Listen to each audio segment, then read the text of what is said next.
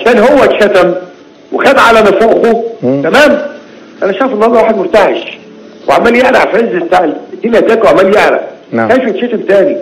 وانت قلت الراجل بتاع ماسك طبعا استاذ منتصر استعرض الموقف يا اخي لما كان بيبقى موجود جمال الغندور ولا عصام، لما يكون في حاجه كنت بكلمه في التليفون حصل كذا كذا كان بيتنبه. ده كلم مين؟ ده الراجل قاعد بره.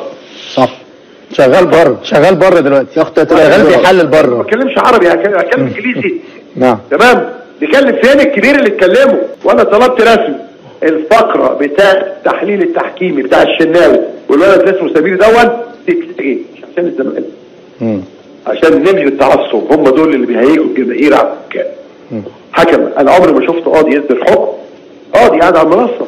تمام. وقاضي بعديها بيعلق بعد ما الحكم يقول لك وهذا القاضي اخطا في الماده 200 وكذا والقاضي حكم في الماده. ما الناس هتفقد ثقتها في القضاء. قضاء ايه علاقه؟ ده قضاء اخف من قضاء. ايه علاقه القضاء بالماء؟ يعني بكده الحكم ينزل بشاكوش ويقول لك ها حكمت المحكمه حضوريا على المتهم محمد الشناوي بضرب الجزاء. الرحمه يا رب كله من الواد طاهر محمد طاهر من ساعه ما جاب امام كده وكريم حطها كده. اديكوا شايفين اهو على الصداره متصدر لا تكلمني 4 ماتشات 12 نقطه. اللي خد احسن لاعب عشان هو بيلعب في اليمين وديته شمال ليه؟ وانا اجي اقول له ان في تقرير من الدكتور ان محمد عبد الغني سليم ويلعب والولد دونجا سليم ويلعب وفتوح سليم ويلعب. ها؟ اجي اقول له ما بتلعبهمش ليه؟ او ما خدتهمش ليه حتى لو عندهم على الدكه وهم المفروض خلاص سلام 100 تقرير الدكتور؟ ما اقدرش عشان بعض الجماهير اللي كان لك يا بيتدخل ضيع خلاص دمر. جمال عبد الحميد هو قاعد هو الكلمتين مؤاخذه طلع ايمان اهله. تمام. اجي اقول له سامسون اللي جاهز ده ما بيلعبش ليه؟ وبعدين ما فيش حاجه اسمها المفروض يتدرب 4 تدريبات قبل الماتش. ده في ناس عمرها ما كانت بتتدرب وكانت بتنزل تغير الماتش. كبيره معروفين طبعا كتير. تمام. ما اقدرش اقول له الكلام ده. انما انت لما انت تقول له كل شويه بقى على الصفحات لا برافو عليك. الوضع في الزمالك سيء حسنا، نتمنى لهم الأسوأ. عندهم المباراة اللي جاية يوم الأربع مع طلائع جيش، بعدها مباراة يوم الاثنين مع بيراميدز، ثم يوم الخميس مع البنك الأهلي، ثم يوم الجمعة جيزوالدو فيريرا ياخد طيارته يقضي الكريسماس في البرتغال، واللي مش عاجبه يشرب من أي خرارة. يعني الناس لما قلنا إن الأهلي مهتم بإمام عاشور ودي معلومه صحيحه 100%، حسينا ان احنا قلنا حاجه كبيره ان مثلا مارادونا هيمشي من الزمالك هيروح الاهلي بص يا مهيب. مفيش حد اكيد مش مهتم بامام عاشور. لا بص كده برافو عليك. بص يا مهيب انا بالظبط اما هسال سؤال، النادي الاهلي مهتم بامام عاشور، النادي الزمالك مهتم بسمير كمونه، شايفه فارق في لا اقول لك انا اكمل لك. الاهلي كان مهتم بضم محمد شريف. اديك معلومه بس انا بكلمك مهتم. سوري الزمالك كان مهتم بضم محمد شريف. انا بتكلم في بيرد يعني علينا في الملعب. طب ما هو مع احترامي للجميع مؤمن زكريا ربنا يا رب يشفيه يا رب يشفيه، كان في ماتش في دمنهور جاب جون شاور على الشعار الزمالك، تاني يوم كان ماضي في الاهلي، تاني يوم كان ماضي في الاهلي. كان في ايه؟ كان اعاره من انبي برافو عليك برافو عليك. كان في ايه الامكانيه؟ لا في فرق. كان في الامكانيه اللي هو يمشي، انما النهارده انت بتتكلم خلينا في الارض الواقع مهيب. النهارده بيتكلم مع امام عاشور وفلان بيتكلم. طب ما كان الزمالك مهتم بعبد الله السعيد والزمالك كان بيتكلم على رمضان صبحي والزمالك بيتكلم مش عارف ايه. لا مش غلط. هو في بند في العقد في الامام عاشور يحيى له لا امام قدامه سنتين. نقعد نقري بقى ونقعد نقول امام عاشور وجاي الاهلي والاهلي هيمضي معاه وباقي سنتين وباقي سنه، وانا عايز اقفلها. ما عندناش فريق كرة نسائية عشان نضم إمام عاشور، إيه رأيك بقى؟ هات الدكتور عشان يخيط. أنت مسموح لك. طب رئيس المنظومة دي كلها ده اوعى. كده أنت عايز تطفش الراجل، اوعى. أقول لك ليه؟ كلنا نتكلم عدل، وأنا فعلا بقى بحترم إرادة الناس كلها ما بتكلمش. نعم. ومش هجيبه. بقول تاني بأيده وبدعمه لغاية آخر يوم في عقد. تاني بأيده وبدعمه لغاية آخر يوم في عقد، ومحدش يلوم أسامة نبيه لأنه مش هو اللي بيشكل ولا بيغير، ومحدش يلوم أمير مرتضى ده بيقعد فوق منظم الدنيا دريم مع اللعيبة وما شاء الله اللعيبة كلهم زي الفل، ومحدش يلوم الدكتور لأنه قال دول سلام. تمام؟ إنما هو راجل بيتحمل المسؤولية، تاني متحمل المسؤولية وإحنا وراه. راجل خد دوري وكاس لما جه واخد دوري الكاس في 2014.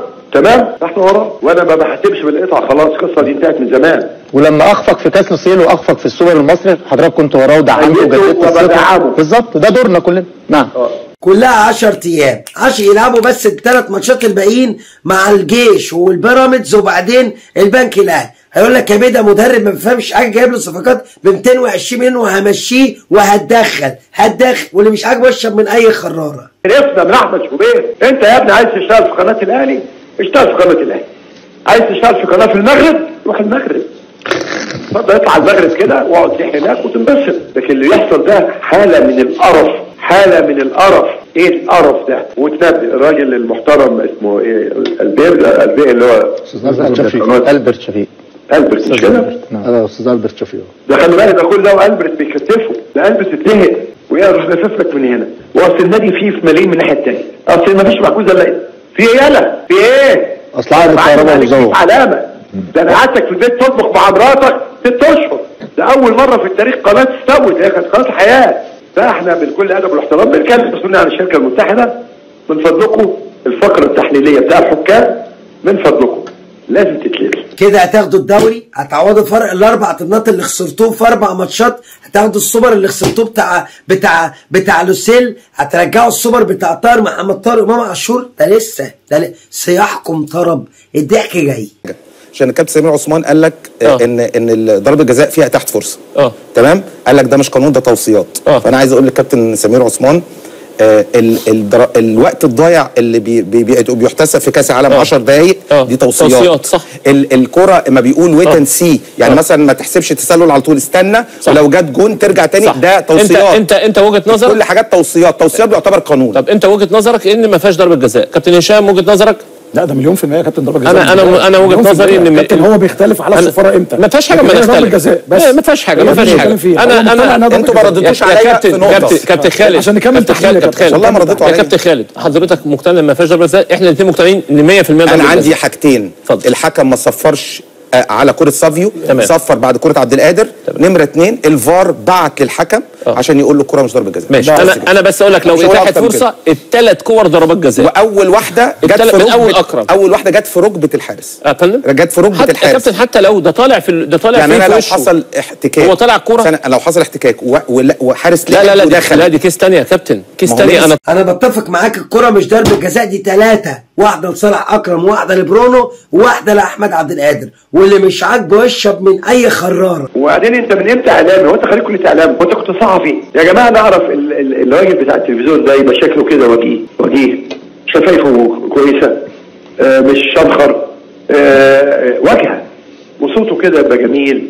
انما اقول لي انت الصفه فيك كويسه تخليك تبقى مذيع تلفزيون، هات لي صفه واحده. ومن ساعه ما ابنك خد ال5 مليون جنيه في السنه وانت طايح فينا، وكل غلطات الاهلي مزايا. طب الاتحاد الاسكندري لا ما يطلعش بيانات، طب الاسماعيليه برضه ما يطلعش بيانات، ليه؟ الوسط الرياضي يا استاذ كريم للاسف هذا الاعلام الفاسد بيدمره فعلا للاسف. اخر حاجه بالنسبه لكاس مصر اللي هو الناس كلها بتسال هو ليه كاس مصر من غير جمهور؟ انا السؤال ده يا جماعه، ما في حاجات بتتقال في المغلقه. سالت الاستاذ جمال علام وكان معاه سياده اللواء مشهور، هم فعلا قال لك ده كان قرار متاخد من السنه اللي فاتت. يا عم ده انت كسبت المصري من غير جمهور، ولما دخل الجمهور اتعادلت معاه 2-2، وعايزين نشوف بقى رابطه الانديه تعمل ايه مع جمهور الزمالك بعد ما كسر المدرجات بعد مباراه الزمالك والمصري والاسماعيلي النهارده. الجمهور برضه نفس القصه، ولا احنا بالمناسبه دي هنوقف 980 واحد من جمهور الاهلي تاني؟ انا كل لما اي جمهور يغلط هنوقف جمهور الاهلي. انا بتشتم وكلكم بتشوفوا الفيديوهات الشتيمه فين؟ شتيمه وتهديد بالاكل. لا ثلاث قالت لك خلي بالك من ولادك هحتاجك هنقتلهم، ولاد ثلاثه قال لك رقبتك بنص مليون اللي صورنا ومحدش سال فيا. ده بخلاف الرسائل كمان اللي على الخاص، ما حدش سال فيا. نعم. كاني انا ماشي مش مشكله. دي بقى في تاني دي انديه عملاقه، ومعاه بقى خد معاك الاتحاد الاسكندري والاسماعيلي اللي بيترنح للاسف تاني اتغلب النهارده من سموحه، واخد بالك، وعندك نادي المحله وعندك نادي المصري، كل دي انديه كبيره يا جماعه زي الترام، ودي انديه بقى عريقه ترسانه اللي نزل مش عارف يطلع. تمام؟ فاللي بيقع ما بيقومش تاني، خلي بالكم. اولمبي وقع ما طلعش، ترسانه وقع ما طلعش، اللي بيقع دلوقتي ما بيطلعش. ليه عايزين تهدموا الزمالك؟ وبعدين انا ده شوف انتوا بتيجوا دلوقتي كل يوم كل تفكيري 5000 اسره فراري. يلا عقبال الزمالك الاولمبي والترسانه نزلوا درجه ثانيه، عقبال الزمالك ان شاء الله باذن الله، عشان ساعتها نعمل اللي فرح. لا دلوقتي معايا الفي او لحد هنا يبقى انت برنس البرنيس المتبرنسه. انزل اتاكد انك مدينا لايك، ما تيجي الفيديو، مشترك في القناه، من الجرس فعيل للكل، شرحها في كل مكان، واستنونا فيديوهات كتير ضرب نار. سلام.